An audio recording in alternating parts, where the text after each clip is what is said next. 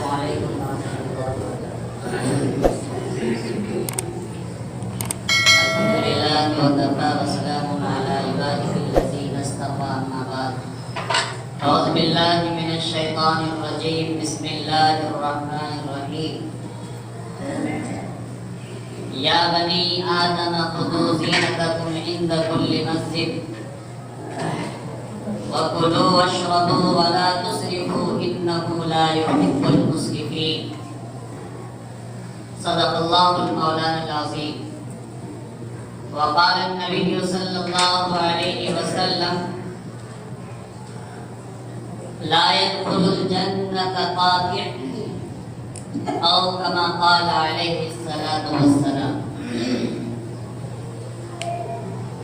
ملت اسلامیہ کے پاسبانوں،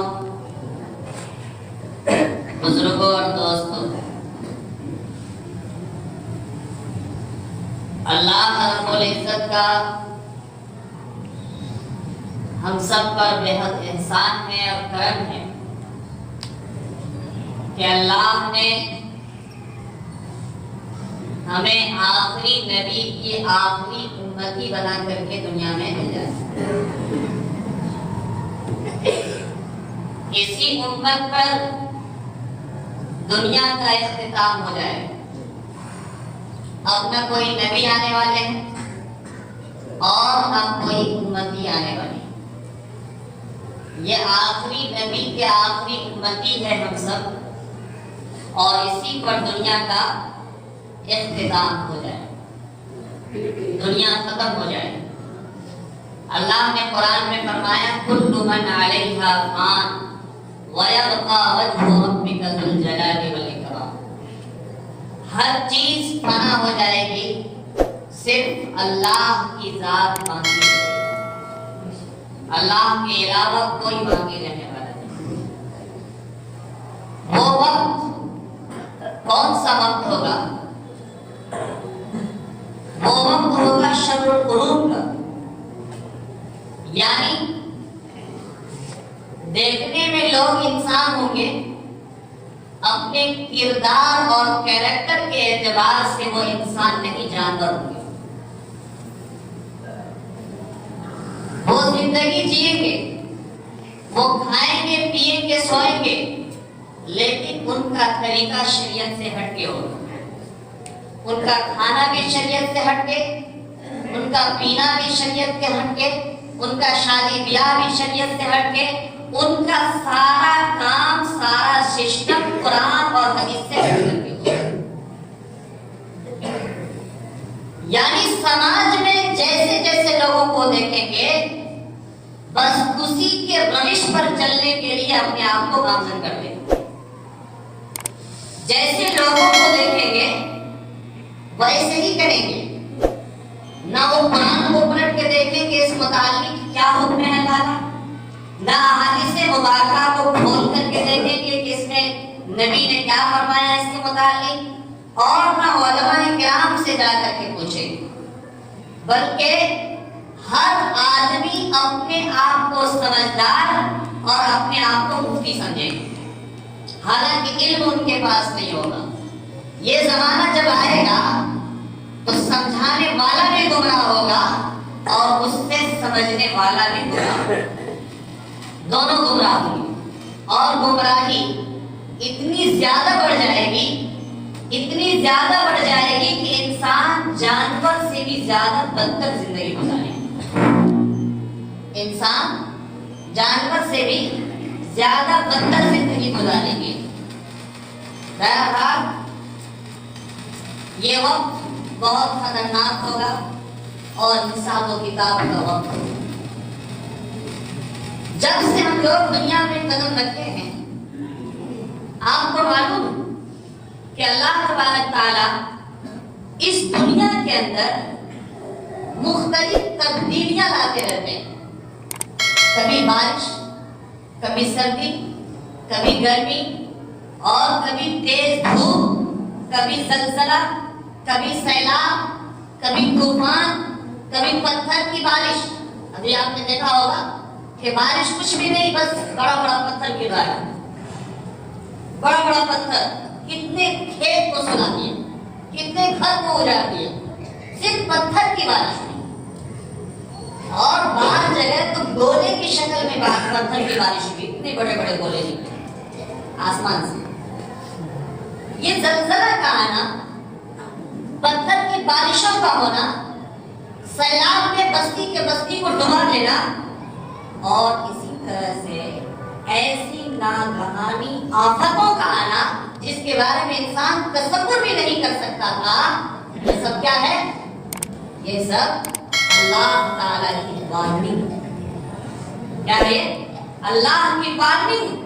اور اللہ تعالی یہ دکھانا اور بتانا چاہتا ہے کہ جو اللہ آسمان کو اپنی جگہ مسلط کر سکتا ہے وہ آسمان کو توڑ بھی سکتا ہے. جو اللہ زمین کو پانی پر بچھا سکتا ہے وہ اللہ ایک دن زمین کو تہس نہس کر کے پھاڑ بھی سکتا ہے. جو اللہ آپ کو صحت دے سکتا ہے وہ اللہ آپ کو بیماری بھی ڈال سکتا ہے. جو اللہ آپ کو مصیبت میں مبتلا کیا ہے وہی اللہ آپ کو شفا بھی دے سکتا ہے. یہ اللہ تعالیٰ کیا کرتے ہیں؟ بندوں کو وارننگ دیتے ہیں کہ بندہ توبہ کرے، بندہ اللہ سے ڈرے، اور بندہ کے ذہن و دماغ میں یہ بات ہو کہ سنسار اور کائنات کا چلانے والا اللہ کی ذات ہے، ہم نہیں. کیوں؟ اس لیے کہ منہا خلقناکم وفیہا نعیدکم ومنہا نخرجکم تارۃ اخری. اسی مٹی سے ہم پیدا کیے گئے ہیں، اسی مٹی میں ہم کو ڈال دیا جائے گا اور اسی مٹی سے دوبارہ اٹھایا جائے گا. یہ ہماری حیثیت ہے. انسان ہمیشہ اپنی حیثیت پر غور کرے، انسان ہمیشہ عاجزی اختیار کرے. انسانوں کو یہ سمجھنا چاہیے یہ جو چند سال کی زندگی دی گئی ہے یہ زندگی اعمال کر کے اللہ کو راضی کرنے کے لیے ہے اور آخرت کی تیاری کرنے کے لیے ہے، نہ کہ منمانی زندگی گزارنے کے لیے. ڈھیر سارے مخلوق کو اللہ نے دنیا میں پیدا کیا، تقریباً کم و بیش 18,000 مخلوق ہے، اور ان 18,000 مخلوقوں میں ہم نے صرف انسان کو ہی دیکھا ہے پیسہ کماتے ہوئے، باقی اور مخلوق کو نہیں دیکھا. اور سب سے زیادہ پریشانی میں انسان ہی ہے، اس کے علاوہ کوئی نہیں. سب کو اللہ کے ذات پر وشواس ہے اور اللہ سارے مخلوق کو کھانا کھلاتا ہے اور اللہ سب کا محافظ ہے، اللہ سب کا محافظ ہے. لیکن انسان جلد باز بھی ہے اور انسان ناشکرا بھی ہے، اور ایمان میں بہت ہی کم لوگ ہیں جو اللہ تعالیٰ پر توکل کرتے ہیں اور تقویٰ کی زندگی گزارتے ہیں اور اللہ پر بھروسہ کرتے ہیں. بہت ہی کم لوگ ہیں. حالانکہ اللہ نے عقل سلیم سب کو عطا فرمائی، سب کے پاس عقل ہے اور وہ سب جانتا ہے. ہم میں سے کوئی انسان ایسا نہیں ہے جس کے گھر میں ان کی بہن کا یا باپ کا یا بیٹا کا یا بھائی کا یا گھر میں رشتہ دار میں سے کوئی دنیا سے نہیں گیا ہوگا. کوئی انسان ہے ایسا خالی نہیں، سب کا کوئی نہ کوئی رشتہ دار دنیا سے گیا ہے. ہم کہتے ہیں ہم 5 بھائی تھے، ایک بھائی ہمارے انتقال کر گئے. ہمارے ابو تھے، امی ہیں، ابو انتقال کر گئے. کوئی بولتے ابو ہے، امی نہیں، امی انتقال کر گئی. تو ہر آدمی کا کوئی نہ کوئی گیا. آپ تھوڑی دیر کے لیے تصور کیجیے اپنے دل کے اندر کہ آج جو ہم سے پہلے جا چکے ہیں اگر وہ ہوتے اور ہم نہیں ہوتے، اگر وہ ہوتے اور ہم نہیں ہوتے، ان کا بھی یہی تصور ہوتا جو آج ہم کر رہے ہیں. آج ہم کر رہے ہیں. کیا سمجھ میں آیا؟ سمجھ میں یہ بات آئی کہ جو زندگی اللہ نے ہمیں دے رکھی ہے یہ بہت قیمتی ہے، یہ بہت قیمتی ہے. اور اس قیمتی زندگی کو اگر ہم نے ضائع کر دیا، فالتو چیزوں میں برباد کر دیا، لایانی باتوں میں لگا کر کے زندگی برباد کیا، اور قرآن و حدیث کی منشا کو نہیں سمجھا اور قرآن و حدیث کو پڑھا نہیں، اس پر عمل نہیں کیا، تو پھر ہماری زندگی دنیا میں دی گئی ہے یہ سارے لت ہو جائے گی، یہ ساری برباد ہو جائے گی. آج دیکھیے قبر پہ جا جائے، قبر پہ جائیے اور جا کر کے دیکھیے قبر میں جنگل لگا ہوا، قبر چلنے کے لائق قبر نہیں ہے. اور جہاں ہمارے پرکھا، ہمارے رشتہ دار مدفون ہے वहीं पर बकरी पेशाब कर रही, वहीं गाय पेशाब कर रही, वहीं जानवर चल रहे हैं, वहीं ट्रैक्टर रौंद रहा है। कब्रिस्तान की कोई इज्जत, कोई एहतराम नहीं, कोई एहतराम नहीं। और कब्र को ऐसे हमने छोड़ दिया है जैसा कि हमारा कोई रिश्तेदार उसमें गया ही नहीं, हमारा कोई अपना दिलो जान से चाहने वाला, हम पर अपनी जिंदगी निछावर कर देने वाले, जिसने दिन रात खून पसीने की कमाई से हमारी परवरिश करने की कोशिश की, आज वो हमारा कब्र में मजबूर है, लेकिन एक बार क्यों नहीं देखता है हम जाकर उनके लिए सारा सवाल करें, उनकी कब्र पर। और सुबह में भी कब्र पे देखा कि कब्र के सारा हिस्सा अंदर से उखाड़ के रख दिया, पूरी मिट्टी को उखाड़ दिया। अगर कोई लाश लेकर के चले जाए अंदर से, कभी नहीं जाएंगे हमारे मुसलमान। कब्र में जो हम दफन करके आए हैं वाकई में वो है वहां पे या नहीं, ऐसी बेहिसी हो गई हमारी। क्या सिर्फ जिंदगी में ही हमारा उनके ऊपर हक है या मरने के बाद भी हक? जब वो घर मकान और सारे कुछ बना के दिए तो उस वक्त हम बहुत खुश थे, और आज जब हम हमारे पास वो नहीं है, अल्लाह को प्यारे हो गए हैं, आज उनकी वो जगह जिस पर वो मजबूर है उनको हम भुला दिए, ऐसा भुला दिए, नाम निशान भी नहीं। तारीख पर जरा गौर फिक्र कीजिए। आप जाइए सऊदी ममालिक, जाइए जजीरा अरब को देखिए, वहां अपने मदफून को वो याद रखते हैं, मरहूमीन को भूलते नहीं है। कई कई नस्ल को वो याद रखते हैं, कई कई पुरखों को वो याद रखते हैं, और कब्र के सामने में शजरा लिख करके रखते हैं कि फला आदमी इंतकाल हुआ, उसके बाद उनका ये चाचा था, उनका वो बेटा था, उनका फला था, उनका फला था। जब भी जाते हैं उनका नाम ले लेकर के उनके लिए दुआ करते हैं। हमें तो ये भी नहीं पता कि हमारा रिश्तेदार है कहाँ।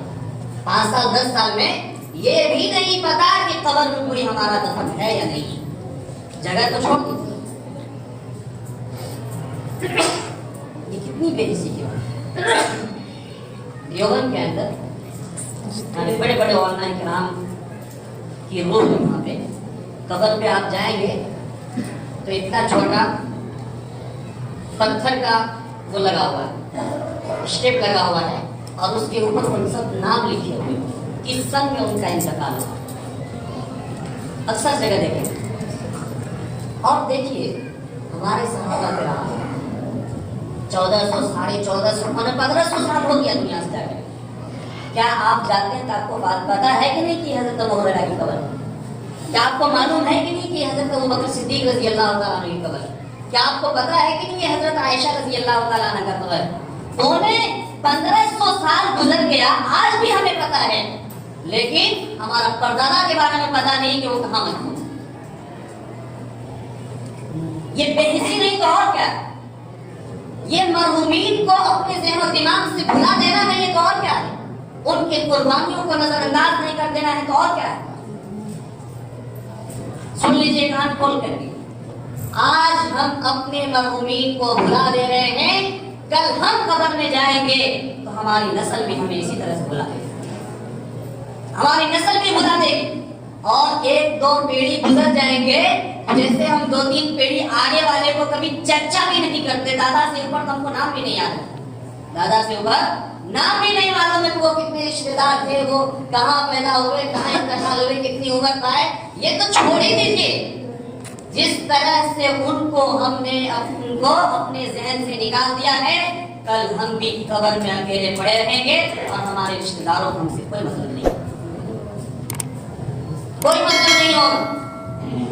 इसलिए अपने पुरखा को, अपने रिश्तेदारों को, जो हमारे बाप, हमारे दादा, हमारे ऊपर तक नस्ल तक जो गुजरे हैं, उनको याद रखिए, उनको लिख करके रखिए, और उनके कब्र पर जाइए।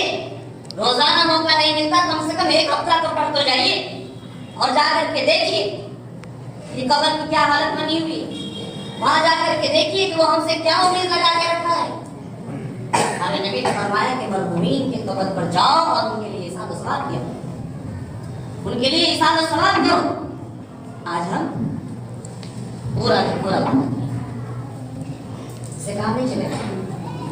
یہی ایک امتی ہے جو قیامت تک کے لیے آئی، اور قیامت تک کے لیے آنے کا مطلب یہ ہے کہ اس کے بعد کوئی اور قوم نہیں آئے گی، کوئی اور امتی آنے والی نہیں ہے۔